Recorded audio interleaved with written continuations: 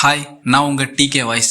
நம்ம சேனலில் வீடியோ போட்டே கிட்டத்தட்ட 5-6 மாதம் ஆயிடுச்சுங்க. தளபதி எப்போ ஜெயிச்சிருவாருன்னு நமக்கு தெரிஞ்சதோ அப்பயே நம்ம வீடியோ போட்டதை கொஞ்சம் ஸ்டாப் பண்ணலாம். நமக்கும் சில பல வேலைகள் இருந்துச்சு. தளபதி ஜெயிச்சதுக்கு அப்புறமா நம்ம போடுற ஃபர்ஸ்ட் வீடியோ இதுதான்.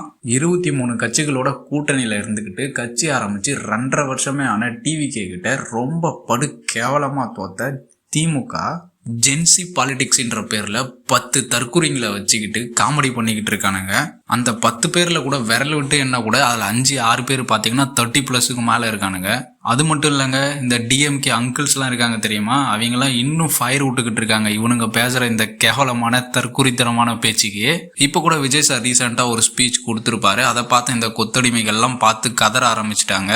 அது என்னன்னா, இவர் பேசுறது ரொம்ப லோக்கலா இருக்கு, அரசியல் மாண்பைய குலைச்சிட்டாரு, கலைச்சிட்டாரு, ஊதி தள்ளிட்டாரு, அப்படி இப்படின்னு தற்குறித்தனமா கதறிட்டு இருக்காங்க இந்த டிஎம்கே அங்கிள்ஸ் எல்லாரும்.